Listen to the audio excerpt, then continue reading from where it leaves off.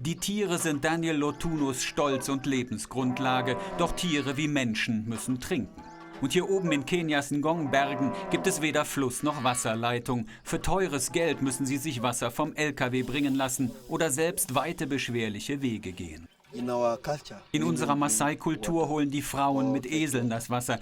Für sie ist es ein harter Job, denn die nächste Wasserquelle ist 5 Kilometer von hier entfernt. Vor einiger Zeit bauten Wissenschaftler auf seiner Weide eine Versuchsanlage auf, denn das Wasser schwebt über seinem Kopf, er muss es nur ernten, doch hat er es bisher nicht gewusst. Der Morgennebel ist die Lösung. Millionen Wassertröpfchen verfangen sich in den Netzen, in Windrichtung aufgestellt. 1 Quadratmeter sind die Versuchsnetze groß, die Ergebnisse machen Hoffnung. Ein Auffangkanister fasst 20 Liter. Eine große Anlage könnte Ihnen 4 bis 6 Kanister am Tag bringen. Und wenn es regnet, fängt die Anlage bis zu 2000 Liter auf, an einem einzigen Tag. Gesammelter Morgentau. An diesem Tag war die Ernte eher durchwachsen, meldet Nebelbauer Daniel. Nur 2 bis 3 Liter pro Kanister. Doch die Projektleiter sind zufrieden, wollen die einfachen und günstigen Auffanganlagen bald in die Produktion gehen lassen. Es regnet sogar in unseren Trockengebieten. Zwar unregelmäßig, vielleicht nur 2 Wochen im Jahr, aber selbst dort gibt es lange Phasen mit Morgennebel. Wir könnten also die Nebelnetze überall in Kenia sinnvoll einsetzen, je nach Wettersaison. In der nahen Grundschule testen sie, welches Netz am besten und billigsten ist. Oft hat die Schulküche zu wenig Wasser für die Kinder. Die Technik könnte helfen, doch rund 400 bis 600 € soll eine 40 Quadratmeter Anlage kosten. Zu viel für die arme Dorfschule. Wir beten dafür, dass uns jemand ein größeres Netz besorgt. Das könnte unsere Probleme zur Hälfte, ja vielleicht sogar komplett lösen, je nachdem wie groß es ist. Maasai-Hirte Lotuno dachte anfangs, die Wissenschaftler seien verrückt. Alle im Dorf lachten über die Leute aus der Stadt, die den Nebel ernten wollten. Ich hätte nie gedacht, dass die Sache mit dem Nebel funktioniert. Ich dachte, die Netze könnte man nur zum Volleyballspielen benutzen oder als Insektenschutz für unsere Gewächshäuser. Mehr wusste ich nicht darüber. Mittlerweile ist er ein überzeugter Botschafter der Nebelnetze geworden, denn er macht damit auch seine Frau Lucy glücklich. Die muss vielleicht bald nicht mehr 5 Kilometer zum Wasserholen laufen.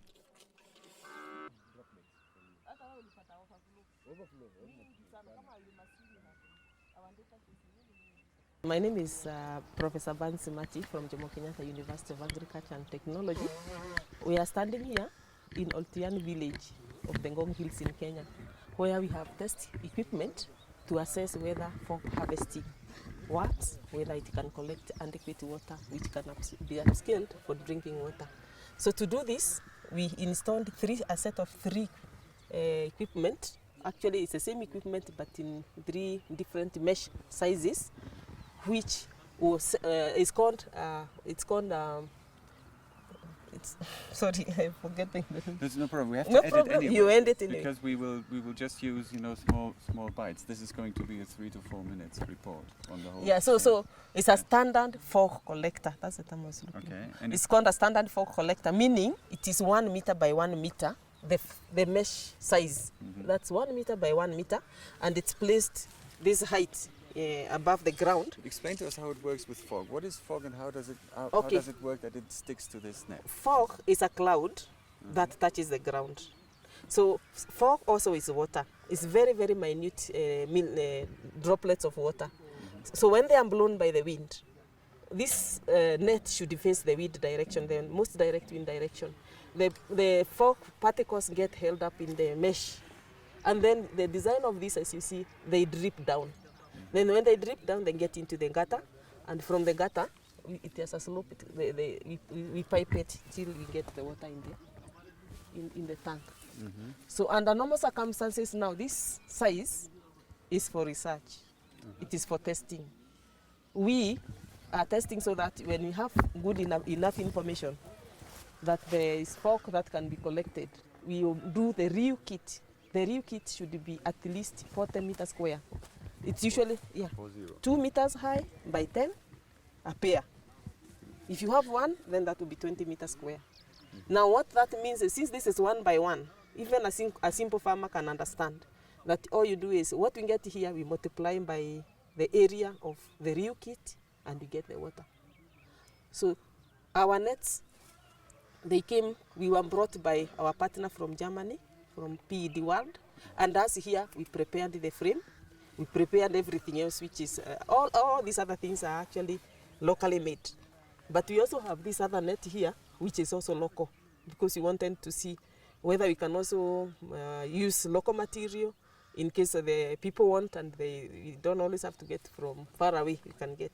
So the difference is in the mesh sizes. That one is called 3D. It has 3 layers of this and of a different material. So it's more effective than this one. This is the common one, the common type. It is the 35% mesh. 35% is covered, the rest is air. That one also is roughly 50% mesh, the local one. So the costs are also variable. The 3D is expensive. This one is very cheap. It's like 20 shillings. This one is like 200 shillings. That one is like 2,000 shillings. Okay. So, but in terms of efficacy, even the way they are, the 3D is the most efficient. As you had normally, actually on a normal day, it gets at least 50% to 100% more for collecting than this one. This is the 35% mesh and 50% mesh.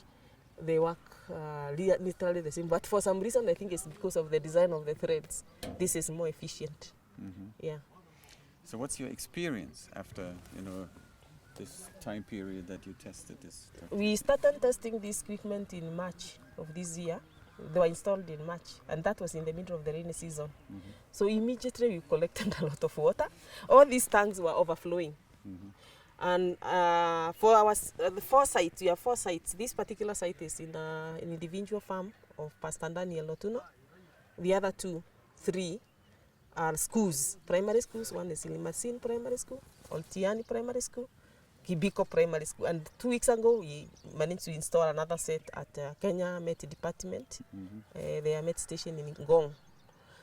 They were not actually, the first 3 schools were installed together. That wasn't fog season. It was rain. There was even no fog, so we were collecting rainwater. So what we discovered is that this equipment is very efficient in collecting rainwater. So many days, because these tanks are only 50 liters. We have no idea when they overflowed, whether that day we had 80, we had 100. At the Malsin school, they were drinking that water a lot. Then the fog season started setting in slowly in June, July. So June, the fog was light, but we were able to get between, I did an average for this particular station. The average was 2 liters for this one, and like 3 for the other one. Yeah, that meant for household drinking water, this can give us 8. We talk to local people in the units, they can understand. You just tell them jerrycan mtungi. 1 jerrycan is 20 liters, so this can give them 4 mitungi. That one can give them 6. And when it is raining, per day. When it's raining, actually we have estimated more than 2,000 liters per day. Per day. Yeah. Then another thing we have observed is small rain for events. Without the rain gauge, now we have a rain gauge you compare more scientifically. Is when you have a small rain for event, this equipment seems to be doing better than even a roof. Yeah, it collects a lot of water. And what about the hygiene of this one? The farmers always ask. Even when we do rainwater harvesting, the normal one on the roof, we always tell our farmers, you put that water, it goes to a tank, is stagnant water. It's subject to contamination, germs, and so on. They should treat it the way they treat the rainwater, filter it, and alarm or other bacterial killing agents, or boil it if they can afford to boil it. Yeah, but notice one thing. Most places with the fog are unlikely to be dusty. I think the two don't go together because the fog itself is water. So the amount of, and even maybe Daniel will tell you that this water is relatively clean. Yes, maybe even cleaner than the roof one. I don't know. It could be because of the height of where it is, it's away from pollution. Yeah, but that said, we still say the way we treat rainwater before drinking, let's treat the same. Yeah. In case of dust collecting. Another thing, like when we start doing this for real, we also teach the farmers to what we call fast flush in rainwater. You remove this for the first 1 day or two, so that water goes out. Then you start collecting. Fast flush to remove the dust and so on. Those are some of the things I can do for hygiene. How expensive is it, or can a normal family afford it? We are still calculating because we are yet to do the real kit, but a farmer can afford it. We believe this particular frame, by the way, costs only 10,000 shillings, and if the net is 200 shillings, 12,000 shillings for this as a test kit, you are done. We would think the frame will be bigger and whatever, and the net, it can't go beyond that 40,000 shillings. 40,000 shillings cannot even buy a tank from the shop of less than 10,000 liters. So these days, that 40,000 shillings isn't too much money. And in any case, if the farmers are poor, that's why we have all these NGOs and government programs to support the poor to get water. So somebody somewhere will be able to find that not a very high figure to facilitate water available when it's not raining, but there is fog. And there are areas where there's no rain but fog, so that you can harvest. And again? There are areas where it's fog but no rain, so you can I don't think there is such an area. Most likely it's that the fog season and the rain season are not together. Okay. You notice that, like here, when it was really raining in the month of March, April, there was no fog. Fog in most of our country comes with the cold season. Those who are meteorologists know when the south is having their winter and all that, and there's not enough wind and all that. So the two follow each other. The system will collect the rain when it's rainy season, then it will collect the fog when it's a fog season. When none of the two happens, it stays idle. Just like the roof stays idle when it's not raining. Yes. But it sounds so easy. Why nobody thought about it? I think everything has its time. If even me, I didn't wake up one day and think about it, and the way I believe I like to think about water. It sounds easy, but now that I know, now we are talking about it. We see that other people get to know. To tell you the truth, every time I tell people about this project, they tell me, hey, you can harvest fog and make it water. I told them, yes, come and see. Come and see for yourself. Come even without me, like you came before me and you met the farmer who is the owner of this farm. He'll tell you, he'll show you the data, and he's the one who keeps the data. So it is lack of knowing. We just think it's very light, that it cannot be collected, but the simplicity of the equipment is what surprises people. They imagine it's a big, complicated machine or something, but when you come, it's a simple, homemade, actually, equipment. Yeah. So they think it's a miracle that you can get water. Let's call it a miracle so that it sells. It's not a miracle, it's real. Yeah. Yes, it's real.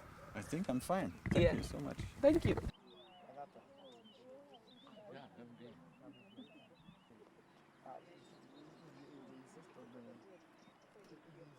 Ist der weiße Streifen jetzt da hinten, ist das jetzt Nebel oder einfach nur Licht oder Smoke oder was? Der weiße Streifen ist